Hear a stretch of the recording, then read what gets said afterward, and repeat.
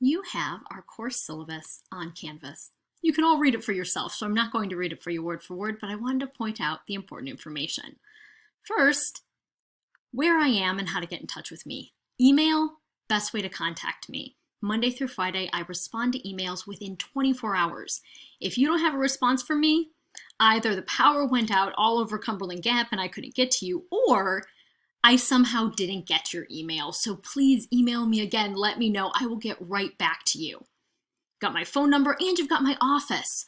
I love to talk in office hours. I've got bags of candy sitting there to make it more fun. So please come by, say hi. If you just want to grab a Snickers, step on in. I'm in Avery Hall 109. These are my hours. And here is our course. We are, of course, exploring topics in children's literature. We're looking at significant authors, major themes, cultural contexts, and children's literacy.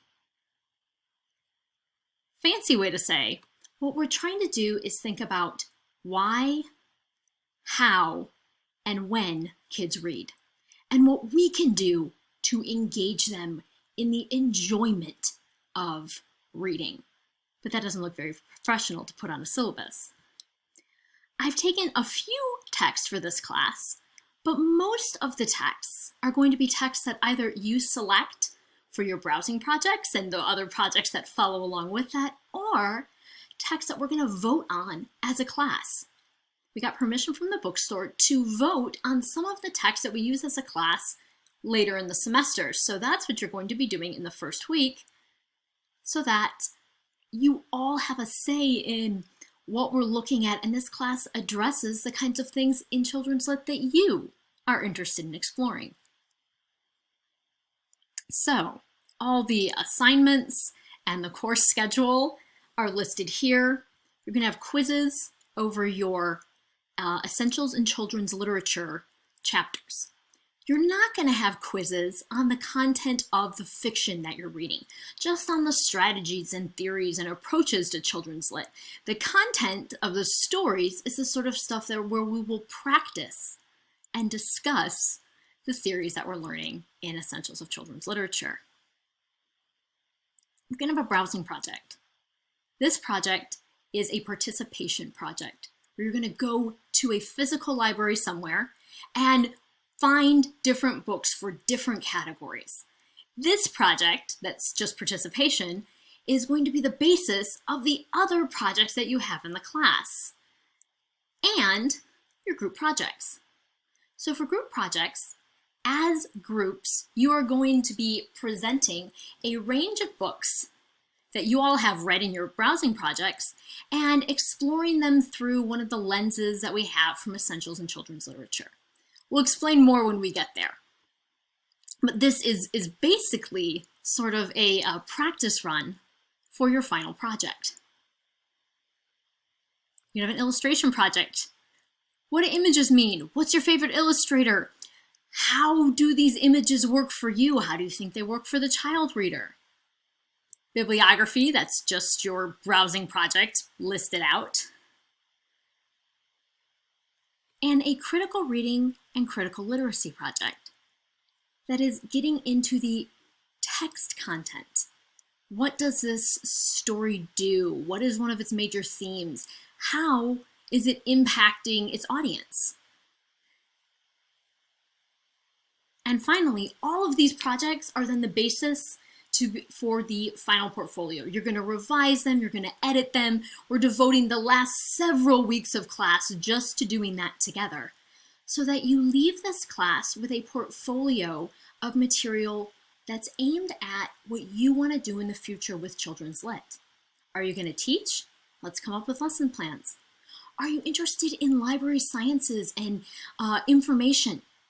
Then let's look at how would you come up with a library curriculum for reading to students in a library setting rather than a classroom. Maybe you're interested in writing or illustrating children's lit.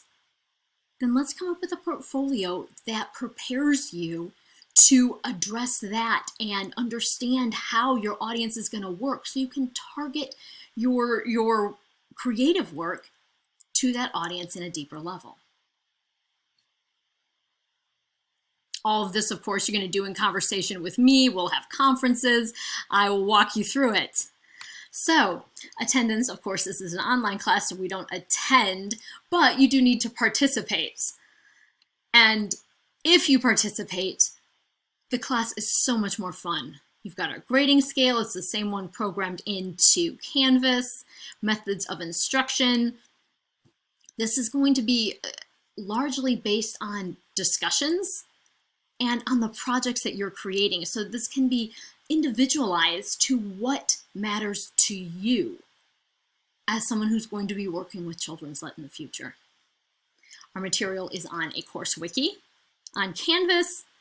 We've got required text, and then the text that we are going to choose, as well as a lot of online text, because the price of purchasing enough children's literature to analyze in this class was just really made it cost prohibitive. So we've got some online readings that we'll look at and think about how we can use that same technology ourselves to give more children access to text.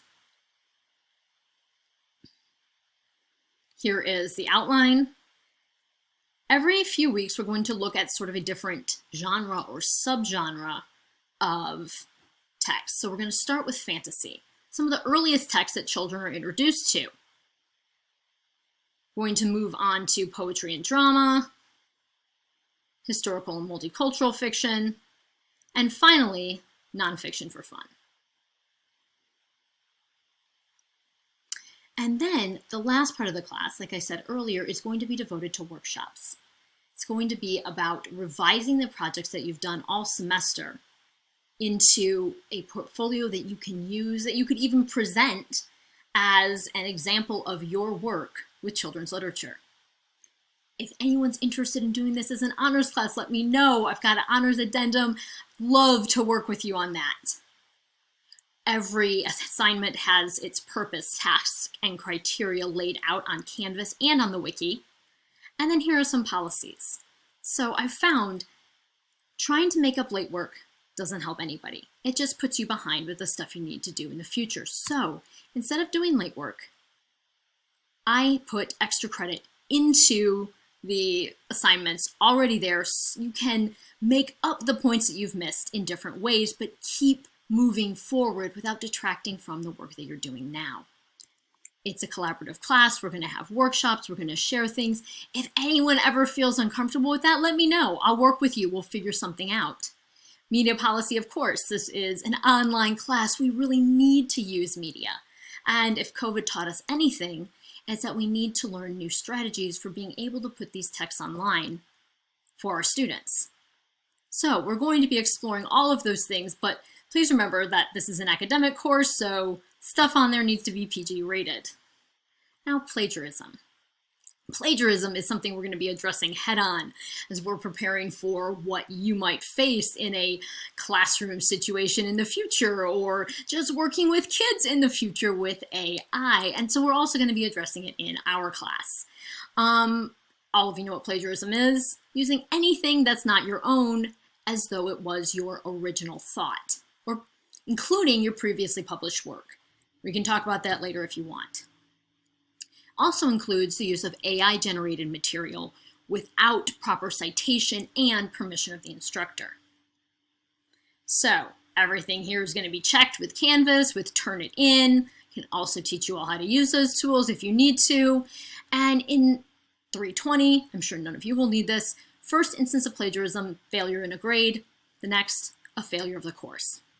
So AI is not approved without instructor's permission, but we do need to start exploring strategies for using this with kids.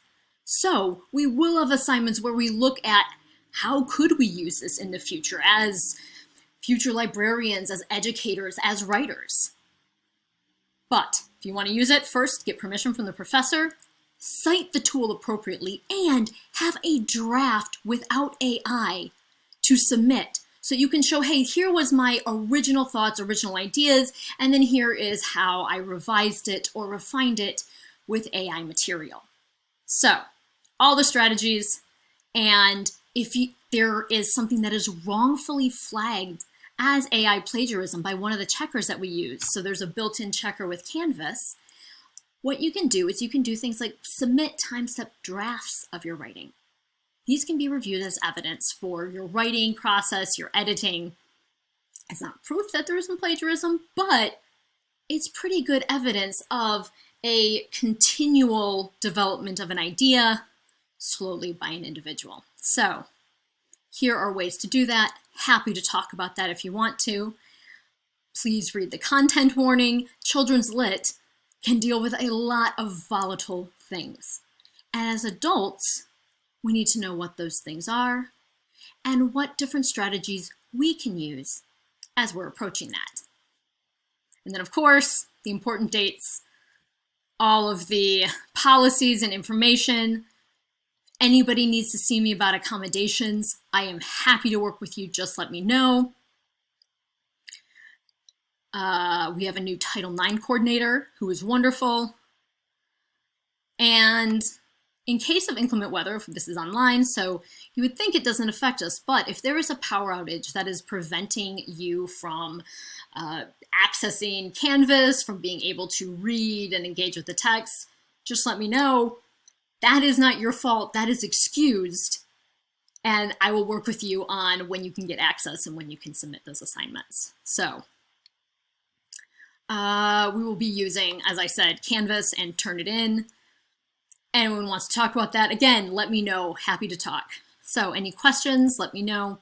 There is a plagiarism quiz as well as a that includes syllabus material for you all to take. Don't take it until you have watched this video.